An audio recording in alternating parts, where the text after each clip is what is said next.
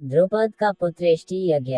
प्राचीन भारत में पुत्रेष्टि यज्ञ के द्वारा तेजस्वी पुत्र प्राप्त करने की प्रथा थी। जब किसी बहुत बड़े नृपति को संतान का अभाव दुख देता था, तो वह ऋषियों और महात्माओं के द्वारा पुत्रेष्टि यज्ञ कराता था। यज्ञ के कुंड से हवि बाहर निकलती थी। उस हवि को खाने से मनचाहे पुत्र की प्राप्ति होती थी। पांचाल देश के नृपति के कई पुत्र थे, फिर भी उन्होंने तेजस्वी पुत्र की प्राप्ति के लिए पुत्रेष्टि यज्ञ कराया था। उन्होंने पुत्र होने पर भी पुत्रेष्टि यज्ञ क्यों कराया था, इस बात को नीचे की कहानी में जानिए।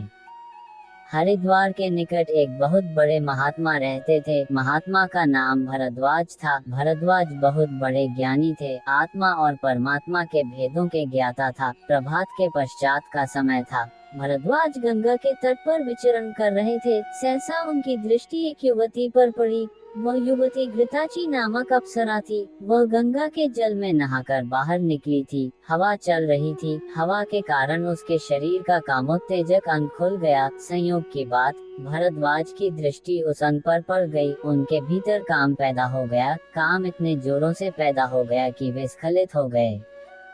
भरद्वाज जी ने अपने वीर्य को द्रोण के कलश में सुरक्षित रख दिया। द्रोण के कलश का अर्थ होता है पतों से बना हुआ दोना। भरद्वाज जी के उसी सुरक्षित वीर्य से एक पुत्र का जन्म हुआ। उन्होंने अपने उस पुत्र का नाम द्रोण रखा। उन्हीं दिनों पांचाल देश के नृपति पुशत के यहाँ भी एक पुत्र ने जन्म लिया था। उन्होंने अपने पुत्र का नाम द्रुपद रखा। बाल्यावस्था में द्रुपद और द्रोण में परस्पर मित्रता थी। दोनों साथ साथ पढ़ते थे। बड़े होने पर द्रुपद तो पांचाल के राज सिंहासन पर बैठा, किंतु द्रोण ब्राह्मण होने के कारण गरीब ही रहे। गरीबी के कारण उनका जीवन बड़ी कठिनाई से बीत रहा था।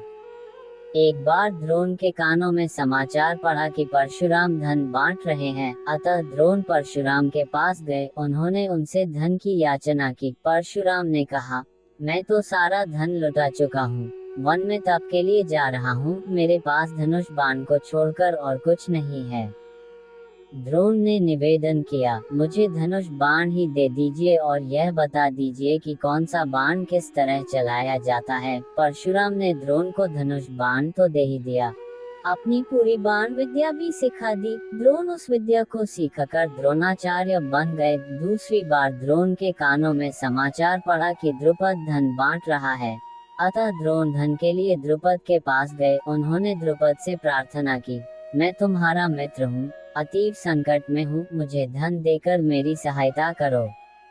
द्रुपद ने बड़ी ही उपेक्षा के साथ उत्तर दिया, मैं राजा हूँ। राजा का मित्र कोई राजा ही होता है। तुम मेरे मित्र किस प्रकार हो? तुम गरीब ब्राह्मण हो, मैं तुम्हारी सहायता नहीं कर सकता। द्रोण का हृदय अपमान से भर उठा। वे द्रुपद से बदला लेने का निश्चय करके लौट गए। जब वे पांडव और कौरव राजकुमारों के गुरु बने तो उन्होंने अर्जुन के द्वारा द्रुपद को बंदी बनाकर अपने मन की आग को शांत किया। उस समय तो द्रुपद मौन ही रहा, किंतु उसके मन में भी द्रोणाचार्य से बदला लेने का विचार पैदा हो उठा। उसने निश्चय किया कि वह एक ऐसा तेजस्वी पुत्र उत्पन्न करेगा जो द्रोणाचार्य से उसके अपमान का बदला लेगा। द्रुपद के जो पुत्र थे, वे द्रोणाचार्य से बदला लेने में असमर्थ थे। अतः द्रुपद ने पुत्रेष्टि यज्ञ द्वारा महान तेजस्वी पुत्र को पैदा करने का संकल्प लिया। पुत्रेष्टि यज्ञ कराने के लिए वह महात्माओं की खोज करने लगा।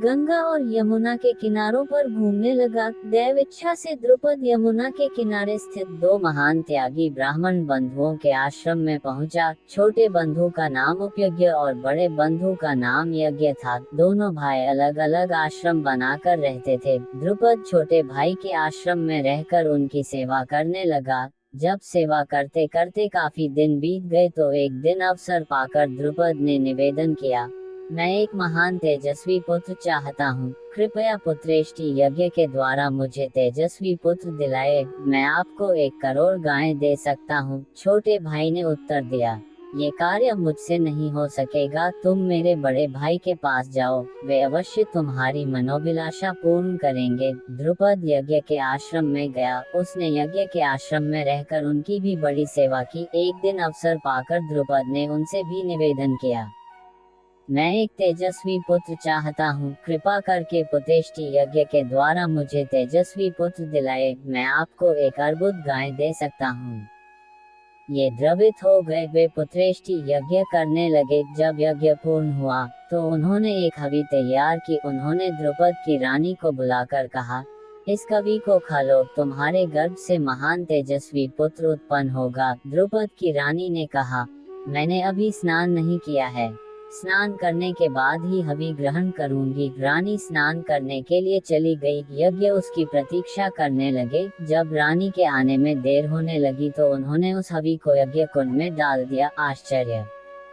यज्ञ कुंड से एक बालक और एक बालिका प्रकट हो उठी। यज्ञ ने बालक और बालिका को द्रुपद को सौंप दिया। उन्होंने कहा, राजन, इस बालक का नाम धृष्टद्युम्न होगा, यह आपकी अभिलाषा को पूर्ण करेगा। बालिका का नाम कृष्णा होगा, इसे लोग द्रौपदी और पांचाली भी कहेंगे। इसके ही द्वारा कौरवों का सर्वनाश होगा। द्रुपद ने बड़े प्यार से बालक और बालिका का पालन पोषण किया। समय आने पर यज्ञ का कथन सत्य सिद्ध हुआ। महाभारत के युद्ध में धृष्टद्युम्न के हाथों द्रोणाचार्य मारे गए थे। द्रौपदी ही कौरवों के विनाश का कारण हुई थी। यदि शासन भरी सभा में द्रौपदी को नग्न करने को प्रयत्न न करता तो महाभारत का युद्ध न होता, और यदि महाभारत का युद्ध न होता तो कौरवों के वंश का दीपक भी न बुझता। पर होनहार को कौन रोक सकता है? जो होने वाला होता है वह होकर रहता है।